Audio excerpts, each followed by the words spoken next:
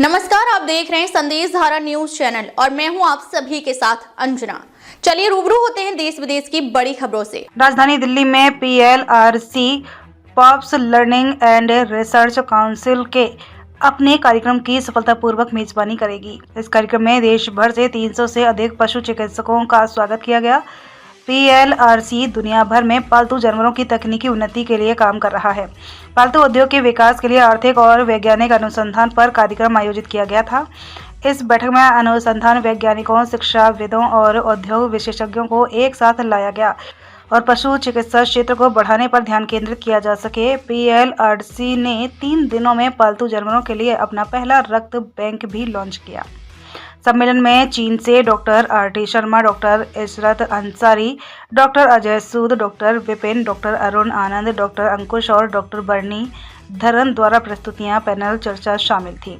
इस कार्यक्रम में इंटरैक्टिव कार्यशाला शामिल थी जो शिक्षा प्रौद्योगिकियों में नवाचारों सीखने के लिए संज्ञानात्मक दृष्टिकोण के साथ साथ शैक्षिक तरीकों से कैसे संपर्क किया जाए, इस पर गहन चर्चा करती है। प्रतिभागियों ने पशु चिकित्सा दवाओं में लगातार बदलते स्वरूप, अपने पालतू जानवरों की देखभाल और पालतू जानवरों के बारे में सीखने का आनंद लेने में उनकी मदद करने के तरीके पर विशद चर्चा की। उन्होंने कहा कि डॉक्टरों ने बेहतर कल के लिए पशु चिकित्सा को ठीक करने में टीम वर्क पर अधिक ध्यान केंद्रित किया। उन्होंने कहा कि यह सम्मेलन वह स्थान है जहां विशेषज्ञों के पास ऐसे विचार साझा करने का स्थान है जो सीखने और शोध की दुनिया में वास्तविक बदलाव लाएंगे। यह सम्मेलन पशु चिकित्सा क्षेत्र में एक मील का पत्थर है जो पशु स्वास्थ्य सेवा के भविष्य पर चर्चा करने के लिए विशेषज्ञ और महत्वाकांक्षी पशु चिकित्सकों को एक साथ लाता है। डॉक्टर RT शर्मा ने कहा कि हमारा उद्देश्य पशु चिकित्सा विज्ञान में सहयोग, नवाचार और नैतिक प्रथाओं को बढ़ावा देना है। पशु चिकित्सा पेशेवरों, छात्रों, नीति निर्माताओं और पशु कल्याण कार्यकर्ताओं सहित 1000 से अधिक उपस्थित लोगों के साथ pause learning and research council पशु चिकित्सा समुदाय के लिए एक परिवर्तनकारी कार्यक्रम होने का वादा करती है। दिल्ली से राज कुंद्रा की ये रिपोर्ट। थोड़ा और इम्प्रूव करने के लिए और जो लेटेस्ट टेक्निक्स हैं जो सारे वर्ल्ड में हो रही है, वो टेक्निक्स हमारे इंडिया में भी हमारे क्लिनिशियन जो है उनकी क्लिनिक्स में जो होना चाहिए। वो क्वालिटी केयर जो सारे वर्ल्ड में मिलता है वो हमारे यहाँ डॉग्स को, हमारे पेट्स को इंडिया में मिलना चाहिए, क्योंकि हमारा एक विकसित भारत का 2047 का एक मिशन है, उसमें हम लोगों को अपने कंपेनियन एनिमल्स की क्वालिटी केयर उतना ही होना चाहिए जो सारे वर्ल्ड ओवर होता है। तो under this we are doing the CE programme to upgrade our knowledge, और उसमें ये डॉक्टर्स हैं ऑल ओवर इंडिया से आते हैं, थोड़ा सा south Asian country, south Asian country से भी आते हैं। उसमें स्पीकर्स हैं, लाइक दिस टाइम हमारा ऑर्थोपेडिक एक टॉपिक है जो मेन, जैसे बोन में पिनिंग होता है, फ्रैक्चर होता है, तो उसमें लाइक क्या टेक्निक्स लेटेस्ट हैं, कैसे उसकी उसको क्योर करते हैं या सर्जरीज कैसे करते हैं। तो उसके लिए हमारे पास UK से डॉक्टर आए एंड डॉक्टर एंड साथ में हमारे इंडिया के लीडिंग डॉक्टर्स हैं जो लेटेस्ट टेक्निक्स हमारे डॉक्टर्स को बता रहे हैं। तो ये 3 दिन का प्रोग्राम होता है। इसमें हम लोगों ने इस टाइम पे इंडियन पेटोपिया एक कार्निवल ऐड किया है जिसमें डॉग्स भी आते हैं, पेट ओनर्स भी आते हैं। उसमें फैशन शोज हैं, जर्मन शेफर्ड स्पेशलिटी शो है, ऑल ब्रीड शोज होते हैं, और to add more kind of awareness and compassion for the animal. तो इसमें बहुत से लोग आए, बहुत से पेट ओनर्स आए, बाहर हमारा वो चल रहा है, ये लगातार 3 दिन चलेगा। इसमें ग्रुपिंग कम्युनिकेशन भी है। तो ये सब चीज़ें अगर हम ये रेगुलर करते रहते हैं तो आई थिंक और पेट ओनर्स भी एनकरेज होते हैं to adopt our homeless dogs जो सड़कों पे रहते हैं, जिनके पास घर नहीं है। हम लोग प्रमोट करते हैं कि वो उनको भी एक घर मिलना चाहिए, और उसको देख के बहुत लोग लग भी रहे हैं और बाहर भी उनको ट्रीट करते हैं। So since how long you have been working for the same?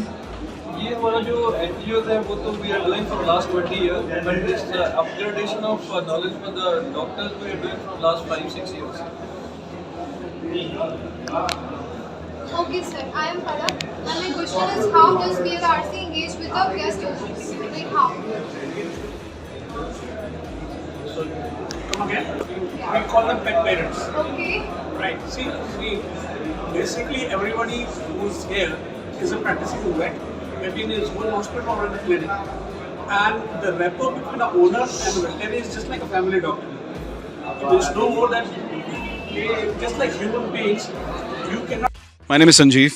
Okay. So I have a question for you. Like, do you have any emergency care tips in case of an unexpected reaction to the grooming of the products? See, obviously, as groomers, we are trained, and जो भी emergency situations हैं, उसके लिए obviously by the end of it we need clinical support. लेकिन अगर एक shampoo से reaction हो रहा है, कोई शैम्पू किसी को सूट नहीं करता है, so obviously we know what to do. Like, you know, obviously we quickly have to wash it off, conditioners use करना है, we have to use calming measures. तो वो सारी चीज़ें सारे groomers को सिखाई जाती हैं. And there are several elements कि कई बार देखिए dogs हैं, उनके नाखून हैं. अब नाखून काटते काटते कई बार क्या है, there is something called quick, तो सडन ब्लीडिंग हो जाती है अगर वो ढंग से कोई हैंडल नहीं हो रहा है. क्योंकि कई बार working with pets what happens is they can react, एकदम से उन्होंने अपना पंजा खींच लिया, कुछ हो गया, चोट हो गया, तो these groomers are train for all those things. So, related from your answer, I have second question that what are the common injuries or health risk during grooming and how can we prevent from them? देखिए, common injuries हमारे यहाँ जो भी we are the pioneers in India, we are the ones who started in you know grooming in India. So about 22 साल हो चुके हैं. कुछ 65 ब्रांचेस हैं हमारे ऑल ओवर इंडिया, एंड हमारे यहाँ ग्रूमिंग कोर्स भी सिखाया जाता है. So I would say there is almost no injury at our salons. But then again, जो प्रोफेशनली ट्रेन नहीं करते हैं, मैं सारे ग्रूमर्स को हमेशा ये समझाता हूँ कि just by calling yourself a groomer it does not happen. या what we have to make sure is you have done a course. आप छोटा सा वर्कशॉप, छोटा सा एक कोर्स करिए जहाँ आप स्किल सेट जो आपका है उसको इन्हांस कर सकें, नॉलेज बढ़ा सकें, सो दैट इंजरीज कभी हो ही ना. जानवर हैं, ऑब्वियसली हम जानवरों के साथ, पेट्स के साथ काम करते हैं, they can react differently because India में all this besides being 22 years old still is a new thing. तो कई बार क्या होता है, एकदम से आज मेरे बच्चे का जन्मदिन है तो एक ग्रूमिंग के लिए ले जाते हैं. So just that instance, after 2 years of age, you cannot just tell a dog कि go and sit and stand and ये grooming requirements है. तो धीरे धीरे owners को भी समझना चाहिए कि grooming necessity है, और otherwise we obviously train all our groomers for all emergencies. तो injuries तो हमारे यहाँ होती नहीं है. Thank you so much. Soothing these allergies and stuff, but at the end it's the veterinarians who can take care of the skin and stuff.